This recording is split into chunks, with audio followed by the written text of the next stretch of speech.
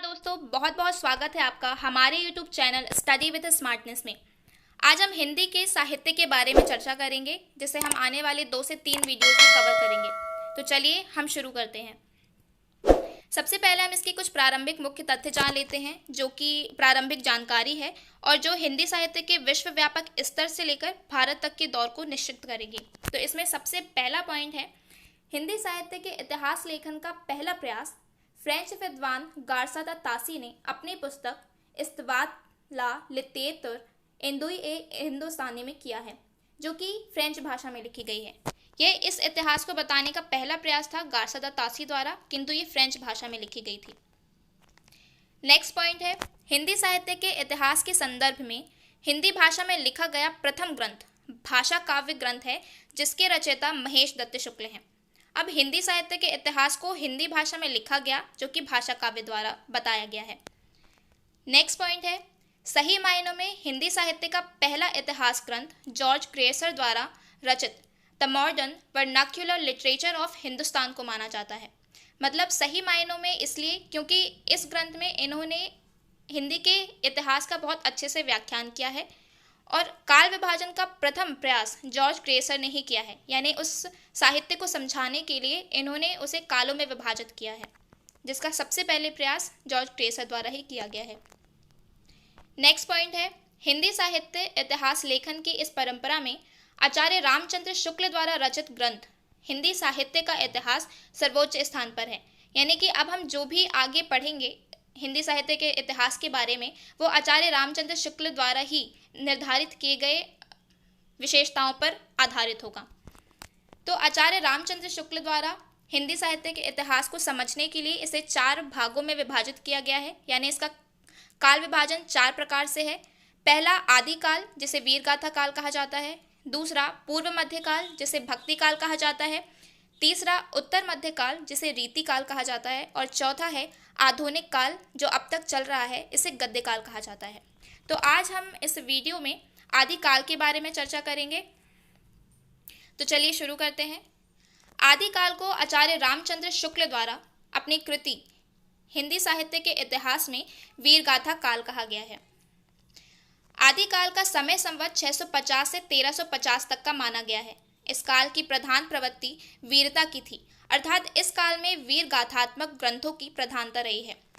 अलग अलग विद्वानों ने अलग अलग नामकरण किया है आदिकाल का, जैसे जॉर्ज क्रेसर द्वारा चारण काल, मिश्र बंधु ने प्रारंभिक काल कहा, रामचंद्र शुक्ल ने वीर गाथा काल कहा, राहुल सांकृत्यायन ने इसे सिद्ध सामंत काल कहा, महावीर प्रसाद द्विवेदी ने इसे बीज वपन काल कहा, विश्वनाथ प्रसाद ने वीर काल, हजारी प्रसाद द्विवेदी ने इसे आदि काल और राम कुमार वर्मा ने इसे संधि काल तथा चारण काल कहा है।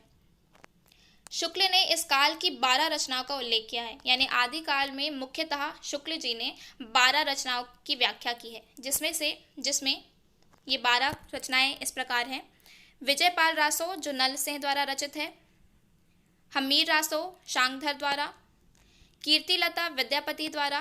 कीर्ति पताका विद्यापति द्वारा। कुम्मड़ रासो दलपति विजय द्वारा। पीसल देव रासो नरपति नाल द्वारा। पृथ्वीराज रासो चंद बरदाई द्वारा। जयचंद्र प्रकाश भट्ट के केदार द्वारा। जय मयंक जस चंद्रिका मधुकर द्वारा रचित। परमाल रासो जगनिक द्वारा रचित। खुसरो की पहेलियां अमीर खुसरो द्वारा रचित और विद्यापति की पदावली विद्यापति द्वारा रचित हैं। ये 12 रचनाएं मुख्य रूप से इस काल में व्यक्त की गई हैं। आदिकाल को 6 भागों में विभाजित किया गया है। जैसे हिंदी साहित्य को समझने के लिए उसे 4 भागों में विभाजित किया, उसी में से आदिकाल को भी समझने के लिए उसे 6 भागों में विभाजित किया गया, जिसमें से पहला सिद्ध साहित्य, दूसरा जैन साहित्य, तीसरा नाथ साहित्य, चौथा रासो साहित्य, 5वां लौकिक साहित्य और 6वां गद्य साहित्य है। तो सबसे पहले हम सिद्ध साहित्य के बारे में पढ़ते हैं। सिद्ध साहित्य की बात करें तो सिद्धों की संख्या 84 बताई गई है, यानी कुल 84 सिद्धों की संख्या है। सिद्ध बौद्ध धर्म की वज्रयान शाखा से संबंधित माने जाते हैं। यहाँ वज्रयान का मतलब है जो भारत का पूर्वी भाग है, बिहार से असम तक का, यहाँ पे जो बौद्ध तंत्र सक्रिय था उन्हें वज्रयान कहा गया है। तो जो सिद्ध हैं वो उसी बौद्ध धर्म की वज्रयान शाखा से संबंधित हैं। सिद्धों ने ही महासुखवाद का प्रवर्तन किया है। प्रथम सिद्ध सरहपा को हिंदी का प्रथम कवि माना जाता है, यानी सबसे पहले सिद्ध सरहपा थे जिन्हें प्रथम कवि माना गया है। 84 सिद्धों में लुइपा का स्थान सबसे ऊंचा है। सिद्धों की भाषा का नाम संध्या है। कण्हपा सिद्धों में सर्वश्रेष्ठ विद्वान और सबसे बड़े कवि माने जाते हैं। सिद्धों ने ब्राह्मणवाद, जाति पाति और झूठे आचारों का तीव्र खंडन किया है। सिद्धों ने चार्यापद और दोहे रचे। यहाँ चार्यापद का मतलब है जो सिद्धों की वाणी होती थी, उसे गीतों के रूप दिए जाते थे, उसे चार्यापद कहा जाता था। तो हरप्रसाद शास्त्री ने अपने बौद्धगान और दोहा में और राहुल सांकृत्यायन ने अपने हिंदी काव्यधारा में इन चार्यापद और दोहों का संकलन किया है। अगर हम सिद्ध साहित्य की प्रमुख रचनाओं के बारे में देखें तो इसमें सरहपा द्वारा रचित दोहा कोश, शवरपा द्वारा रचित चार्यापद और डोंभिपा द्वारा रचित योगचर्या प्रमुख हैं। यहाँ पे याद रखने वाली बात यह है कि अगर हम सिद्ध साहित्य के रचनाकारों के बारे में बात करते हैं तो उसमें हर रचनाकार के नाम के अंत में पा शब्द जोड़ा जाता है, जैसे सरहपा या शवरपा, इस तरह से। नेक्स्ट है नाथ साहित्य। सिद्धों के स्वच्छंदतावाद की प्रतिक्रिया स्वरूप नाथ पंथ का जन्म हुआ। यहाँ स्वच्छंदतावाद जो है एक आंदोलन का नाम है, बौद्ध आंदोलन का नाम है। तो इस आंदोलन के फलस्वरूप ही नाथ पंथ का जन्म हुआ था। नाथ ब्रह्मचर्य और योगाभ्यास पर बल देते थे, जबकि सिद्ध काया साधना पर बल देते थे। काया साधना मतलब आत्मज्ञान न केवल मन के स्तर पर बल्कि शरीर के स्तर से भी प्राप्त किया जाता था, जबकि जो नाथ थे वो ब्रह्मचर्य और योगाभ्यास पर ज़्यादा बल देते थे। नाथों की संख्या 9 मानी गई है। नाथ पंथ के प्रवर्तक गोरखनाथ को माना गया है। गोरखनाथ की लगभग 40 रचनाएं हैं, जिनमें से प्रमुख है बदी, पद, प्राण संकली, आत्मबोध, सप्तबार, रामबाली, पंचमात्रा इत्यादि। नीति और साधना की व्यापकता के साथ साथ गोरखनाथ की रचनाओं में गुरु महिमा, इंद्रिय निग्रह, प्राण साधना, वैराग्य मना साधना, कुंडलिनी जागरण, शून्य समाधि आदि का वर्णन मिलता है। गोरखनाथ ने पतंजलि के योग को आधार बनाकर हठ योग का प्रवर्तन किया है। नाथ पंथ के प्रमुख कवियों में चौरंगीनाथ, गोपीचंद, भरथरी, चलंदीपाव, गाहिड़ीनाथ, चरपटनाथ, आदिनाथ, मत्स्येंद्रनाथ ये मुख्य हैं। मतलब ये 8 कवि हैं और गोरखनाथ को मिलाकर कुल 9 कवि हो जाते हैं। नाथ पंथियों की भाषा साधुकड़ी थी, जो कि खड़ी बोली से ही मिलती जुलती राजस्थानी थी। नेक्स्ट है जैन साहित्य। जैन संतों ने हिंदी कविता के माध्यम से धर्म प्रचार करके हिंदी साहित्य को समृद्ध किया था। जैन साहित्य मूलतः धार्मिक काव्य है, परंतु इसमें काव्यत्व भी है, यानी ये धर्म से संबंधित काव्य तो रचित किए ही हैं, साथ में कई कविताएं और शैलियों का भी निर्माण हुआ है। जैन साहित्य की रचना में आचार, रास, फागु, चरित्र आदि विभिन्न शैलियां मिलती हैं। यहाँ फागु एक गीत है जो कि फाग के महीने में गाया जाता था, उससे संबंधित ये शैली है। जैन संतों ने रास को एक प्रभावशाली रचना शैली के रूप में दिया, जिसे आगे चलकर रासो नाम दिया गया। यहाँ पर जिस रास और रासों की चर्चा की जा रही है वो आगे आने वाले रासो साहित्य से अलग है, क्योंकि यहाँ पे रास एक रचना शैली है जिसमें जो जैन तीर्थकर होते थे उनकी जीवन चरित्र को और उनके सिद्धांतों को गीतों के माध्यम से व्याख्यान किया जाता था, तो उसे यहाँ पर रास और रासो नाम दिया गया है। जैन परंपरा के प्रथम कवि स्वयंभू थे। देवसेन द्वारा रचित श्रवकाचार हिंदी साहित्य का प्रथम ग्रंथ माना जाता है। जैन साहित्य में अपभ्रंश भाषा का बहुत महत्व है। जैन अपभ्रंश साहित्य के 3 प्रमुख कवि माने जाते हैं, जिसमें से स्वयंभू, पुष्पदंत और धनपाल हैं। जैन धर्म की रास परंपरा का जो पहला ग्रंथ है वो भरतेश्वर बाहुबली रास को माना गया है, जो कि शालिभद्र द्वारा रचित है। जैन साहित्य के अन्य रचनाकारों की बात करें तो इसमें प्रमुख हेमचंद्र, जिनधर्म सूरी, विजय सेन सूरी, सुमित गढ़ी और सोम प्रभ सूरी ये प्रमुख थे। रासो साहित्य की बात करते हैं। विरोचित भावनाओं के वर्णन के लिए रासक या रासो छंद का प्रयोग किया गया। क्योंकि यह छंद वीर गीत संप्रेषित करने के लिए अनुकूल था।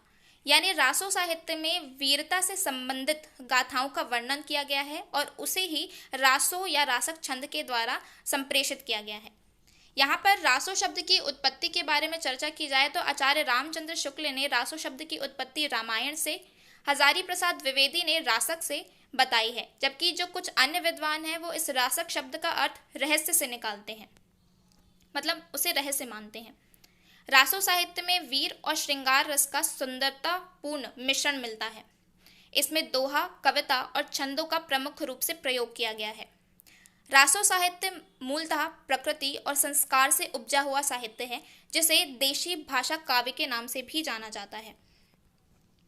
प्रबंध काव्यों के रूप में रचित रासो ग्रंथों में खुम्मर रासो और पृथ्वीराज रासो अधिक प्रसिद्ध है। याद रखिएगा, खुम्मर रासो और पृथ्वीराज रासो ये दोनों ही प्रबंध काव्य हैं जो कि इस रासो साहित्य में सबसे प्रसिद्ध हैं।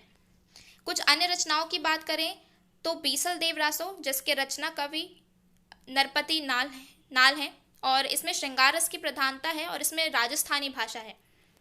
हमीर रासो की बात करें तो इसके कवि शांगधर जी हैं।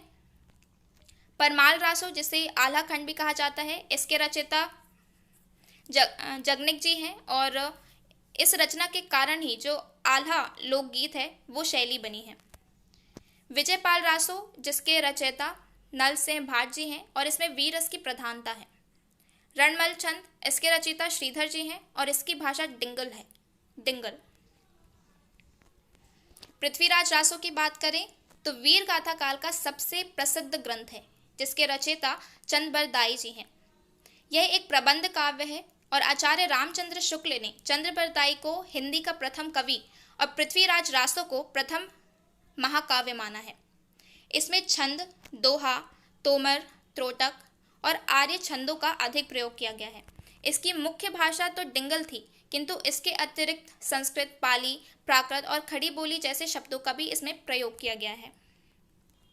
नेक्स्ट है लौकिक साहित्य। लौकिक साहित्य लोकाश्रित था, जिससे विभिन्न लोक साहित्य की रचना हुई। जो हमने पहले साहित्य पढ़े हैं वो धर्माश्रित थे, यानी धर्मों पर आश्रित थे, लेकिन ये जो लौकिक साहित्य है वो लोकाश्रित है, जिससे लोक साहित्य की रचना हुई है। लौकिक साहित्य की रचनाओं में ढोला मारू दुहा, बसंत विलास, जयचंद्र प्रकाश ये प्रमुख हैं। अगर हम ढोला मारू दुहा की बात करें तो यह राजस्थान में प्रसिद्ध श्रृंगार रस से पूर्ण और पुरानी राजस्थानी भाषा में लिखा गया है। जयचंद्र प्रकाश, जिसके रचनाकार भट्ट केदार हैं, ये एक महाकाव्य है। बसंत विलास, जिसके रचयिता अज्ञात हैं, यानी इनके रचनाकार का नाम पता नहीं है और यह एक पिंगल भाषा में लिखा गया काव्य है। अमीर खुसरो, इन्हें खड़ी बोली हिंदी का प्रथम कवि माना जाता है। इन्होंने फारसी और खड़ी बोली में खालिकबारी, पहेलियाँ, मुकरियाँ, गज़ल आदि की रचना की है। अगर संगीत क्षेत्र में देखें तो इन्होंने कव्वाली, तराना गायन शैली और सितार वाद्य यंत्र का आविष्कार किया है। इसी में आगे विद्यापति का नाम आता है। विद्यापति, जिन्हें मैथिल कोकिल, हिंदी का आदि गीतकार, अभिनव जयदेव इनकी संज्ञा दी गई है। विद्यापति के जो गेय पद हैं उन्हें विद्यापति पदावली के नाम से प्रसिद्ध किया गया है और इनकी रचनाओं में मुख्यतः राधा कृष्ण से संबंधित कविताएं होती हैं। नेक्स्ट है गद्य साहित्य।